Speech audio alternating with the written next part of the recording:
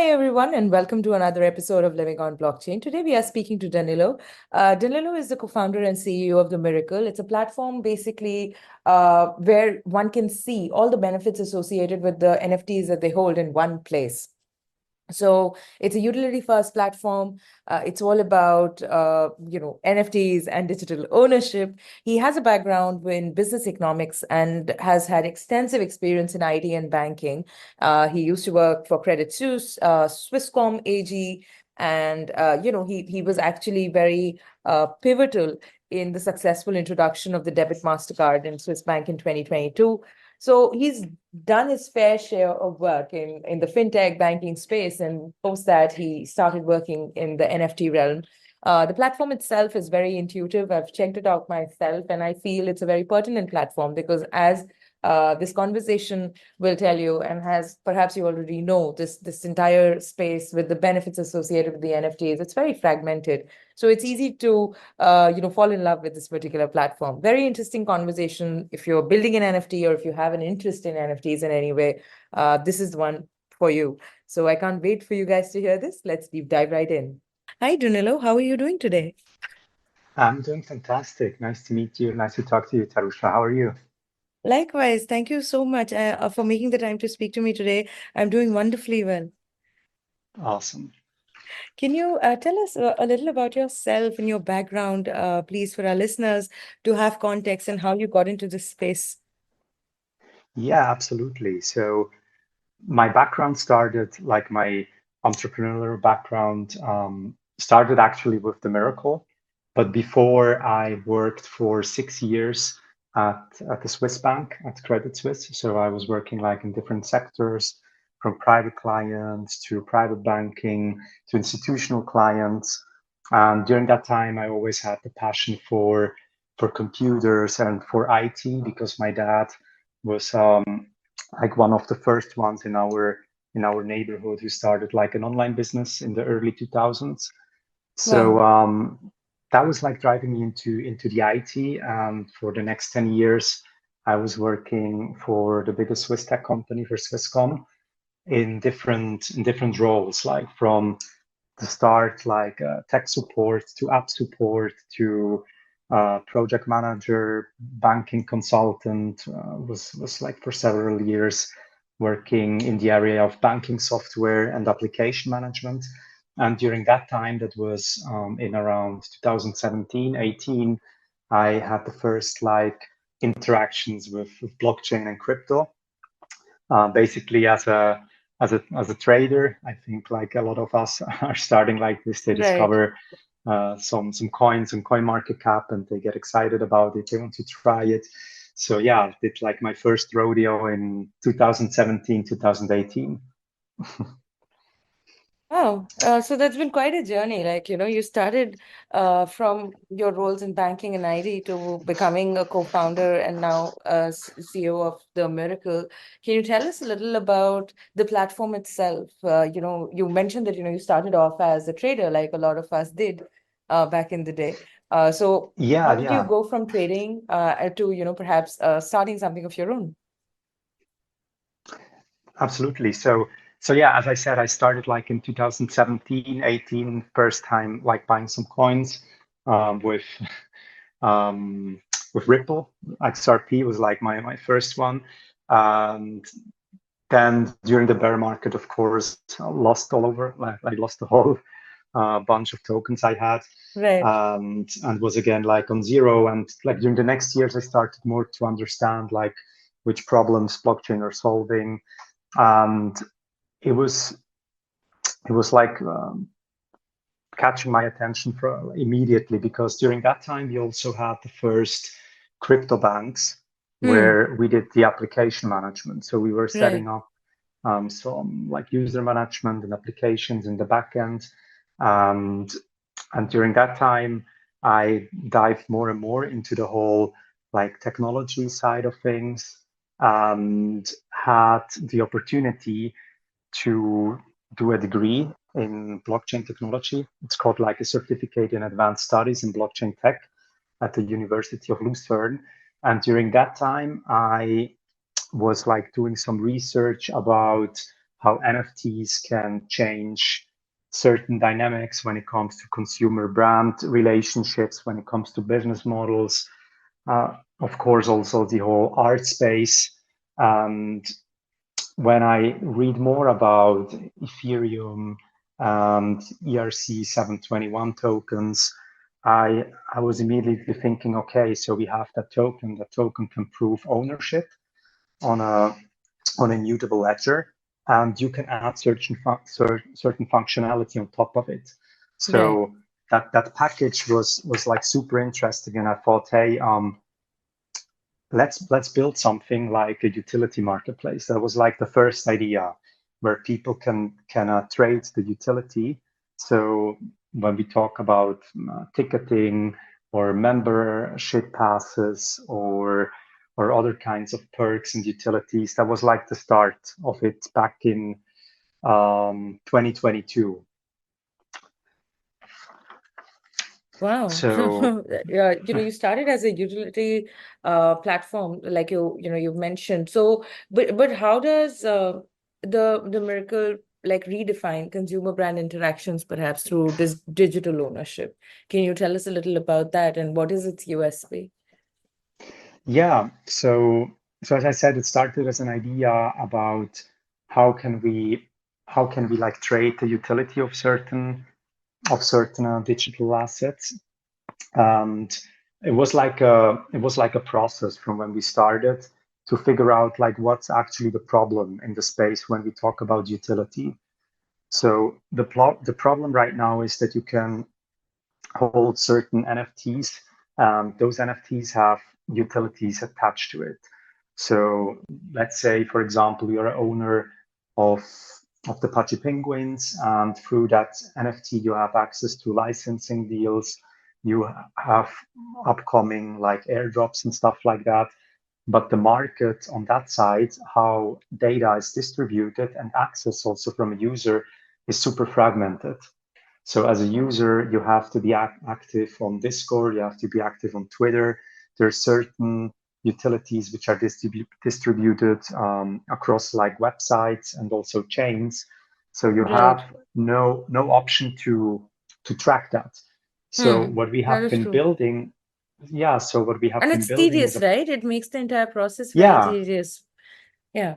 It is super tedious, and when we talk to people who are or to the holders, the response was, "Hey, I can't track things. Discord is a nightmare. If I'm in more than one server, I lose track of it." And just the nature of Discord is not to publish announcement and important stuff like the utility and the benefits of NFTs, for example, but to interact with the community.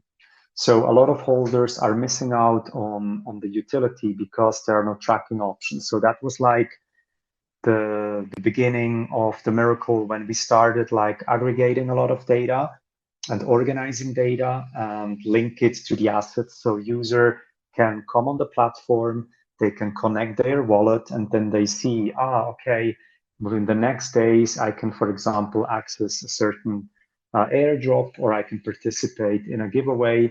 So it makes life of holders much easier. And this is how we reshape like consumer or let's say community member and brand interactions by boosting the engagement through benefits and utilities. Right. And what does your business model look like? So the business model right now is, well, we started as a free to use platform. So we launched the open beta in February, end of February 2024. And right now, like we focus on getting feedback in and shipping enhancements. There is planned to introduce a membership model, like a subscription model, where you have a freemium or like a free version where you can track, for example, your benefits from one chain or from one wallet. And then when you want to track like several chains from several wallets, maybe some premium features on top, like direct claiming through the platform or access to special benefits through our partners, then you will pay a premium fee. And what we are also working on is that you can trade the access to the benefits which you don't use.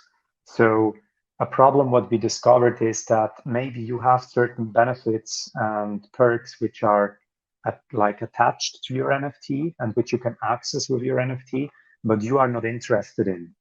So what if you could like separate the access to the benefits and trade it with other people?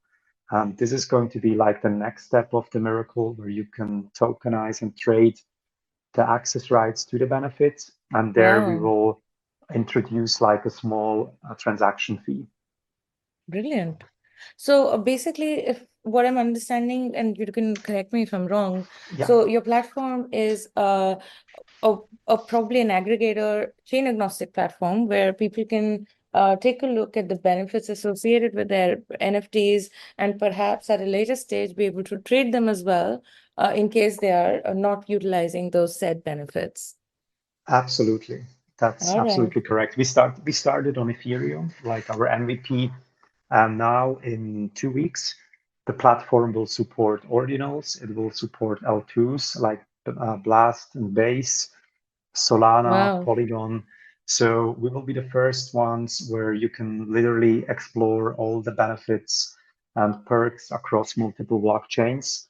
And in a second step, as you just mentioned, to trade also benefits which you don't want to use and creating like a new tokenized sharing economy. That's the goal. Wow. I think this the way you've described it and the way the platform works, I feel this is something so relevant. Like I would like to, utilize the platform for the benefits accrued with the NFTs that I have. I think that is it's a real problem that everybody kind of has at the moment. Yeah, I mean, I would love to get your feedback in as we are in beta and Absolutely. Yeah, and we're I'm trying to signing really up make as we speak. So yeah. awesome. That's great. Yeah, I think like right now it solves a problem within the Web3 space because as we just discussed, like information is scattered, access to tracking is complicated. You have to do things manually, and there is no secondary marketplace for things which you don't use. But like the vision of the miracle, in my opinion, goes further because when we talk about loyalty programs or membership programs in general, or certain perks and benefits you receive from companies, you don't have full ownership over those things. So I think like NFTs can solve that problem where you have full ownership over your benefits and perks, and then you decide what you want to do. You want to use it, you want to trade it, you want to share it with a friend. And this is where I see the future is going when we have like all the consumer benefits on the blockchain, where companies basically are interoperable, where the consumer becomes like more than just a consumer, but like a brand ambassador, where he is onboarding new people into that ecosystem through Right. on-chain benefits. Yeah. I think that then that becomes like a wonderful place to be in vis-a-vis user acquisition, right? That somebody likes the platform so much that they're ready to go ahead and share it with their friend. And in this case, there is a tangible benefit associated, and a benefit that is to do with perhaps an NFT they've bought, which they can sell in part. So I think this is just wonderful. So, what is perhaps the next big, milestone apart from these other chains that you've added into your ecosystem? What is the next big milestone for you guys? Are you looking to perhaps provide the service for other tokens as well, and not just NFTs? Or what other kind of milestones are you looking at? Because I feel That's a that the very use case can be many, right? Here. yeah, absolutely. So we just discussed it this yesterday, that basically every digital asset which can be linked to certain benefits and utilities could become relevant on the miracle. So not Exactly. only in the NFT space or like on the community or brand side of things, but also on the token side of things. And and yeah, but we really, really want to focus on making these first use cases right to really nail that, and then we can go like into other areas, like for example, other tokens, and support that too. Absolutely, I think the goal is really to build a product which is so good. And the users, our current beta testers, they go to their friends and they say, hey, you should go and check the Miracle because you can easily track things. You find new benefits across like lifestyle, music, traveling. So not only crypto. And I think there, like our full focus is right now to really build, ship. We ship things in weekly releases. We get feedback in fast and we iterate. That's like the current focus of the Miracle because we are still an early stage startup and we Right. want to move fast. Yeah, And absolutely. And are you taking in like these, feedback from your existing community? Like, which is your most bustling community? Is it on Discord, Telegram? it is actually a little bit scattered. Okay, So yeah. we have a channel on Discord where we are in touch with some members of the community where we share like it's kind of a building and public approach where we have certain ideas or certain concepts. We share with them. We ship something. We get immediately feedback in.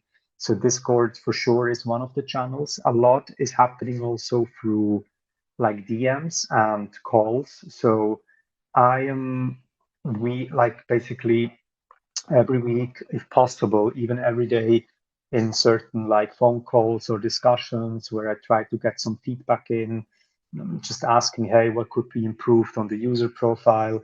Just like 2 days ago, I had an interesting call and he told me, well, I would love to filter things in a different way. We discussed it with the team. We already have the changes ready. So I think like the agility, if this is the right word for it, to be agile and to see like where you can get feedback in, whether it is Discord, Twitter, DMs, phone calls, just makes sense to gather that information because it's so valuable. And I think Right. like a lot of startups are lacking in that area.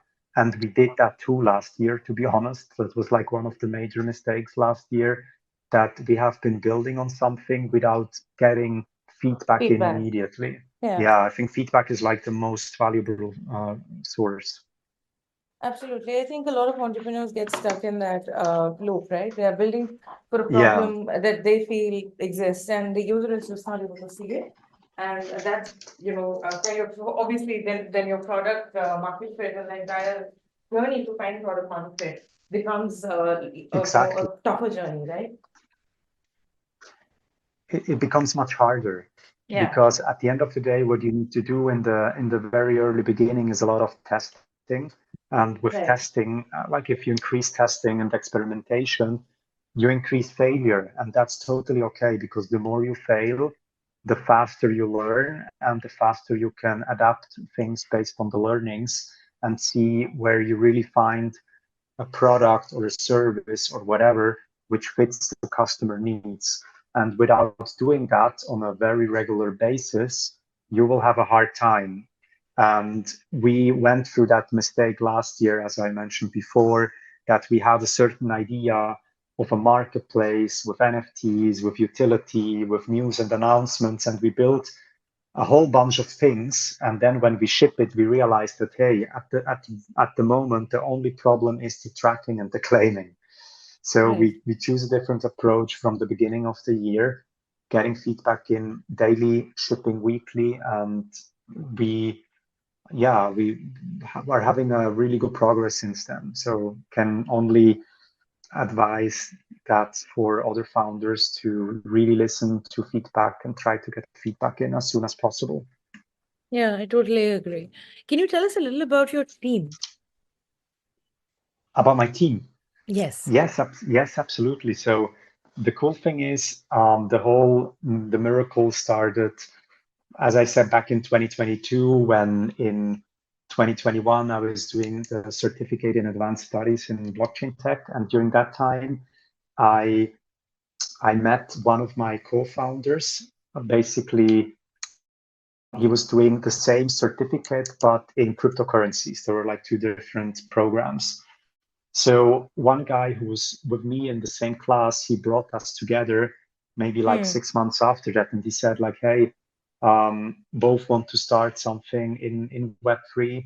and let's talk about it. So I met Daniel, and I met also Gilles, and Daniel is basically our most experienced guy in the team. So he is like a serial entrepreneur, a serial founder. He founded like 7 companies so far, if I'm not wrong. Also one in tech, which he also where he also did an exit. So it was Wow. super interesting for me, who has like a big corporate background, but was like new into the whole startup and founding, to get in touch with Daniel Right. and Who's at a having pure his. startup background.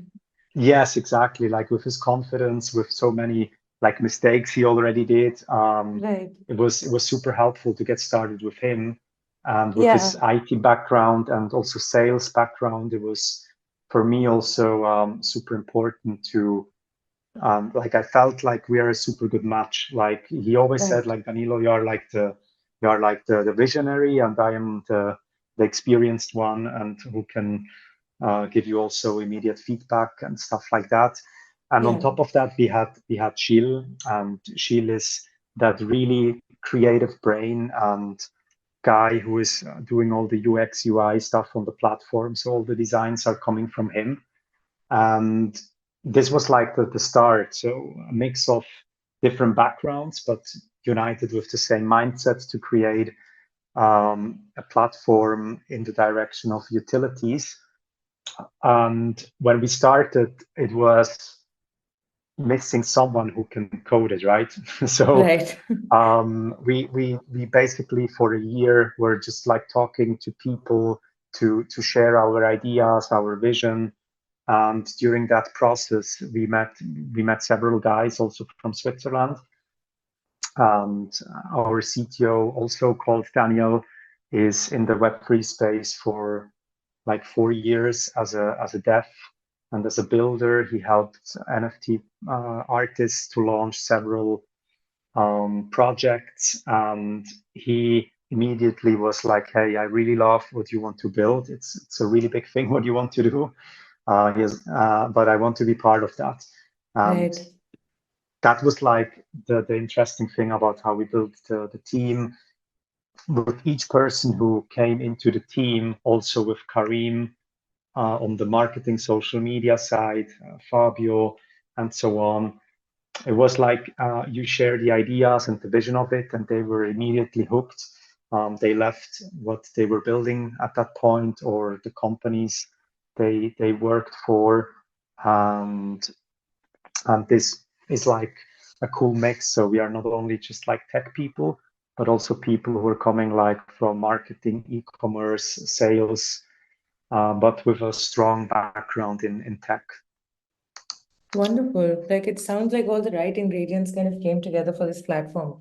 And more power to you guys. I think this is a platform that is really needed. And I can. It is simple to understand, right? Anybody can understand why you need this. So I think that is what is the basis of a good product. That everybody should get it immediately, and it clicks. So that is absolutely wonderful. Now, can you tell me perhaps a little about NFTs in general? Like, let's zoom out a little bit.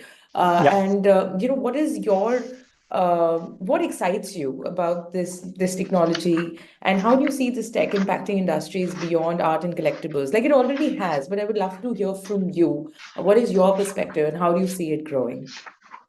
Yeah. So I think like when we go back in time, when I first time bought an NFT, I felt just immediately that it's really hard to describe, but you buy something and it's a digital product, but you have ownership, you have full ownership. And I think that changes something. It changes something Right, in your mind. And it's very hard to describe for people who never bought, for example, an NFT, and you like hear always that, oh, yeah, I can just right click save and stuff like that. But I think your perspective change when you see the upside, but also the downside of having full ownership. So you have also certain responsibility. You have to check where you connect your wallet and stuff like that. Think about your seed phrases, things which get better and better and better now with the technology and the people who are building it, right, to remove the friction. But That is very important. yeah, I If we think are I looking think at so any kind too. of adoption, like traction, One to get traction, you need to remove the resistance. You need to make it easy, and that is why I really like your platform as well because it's easy to understand. I like that feedback, and yeah, I think important is also that the whole onboarding is getting frictionless and easier. So what I just mentioned, when I bought an NFT back then, you had to set up MetaMask, you had to send funds to your wallet, connect on OpenSea, and then there was also another app that was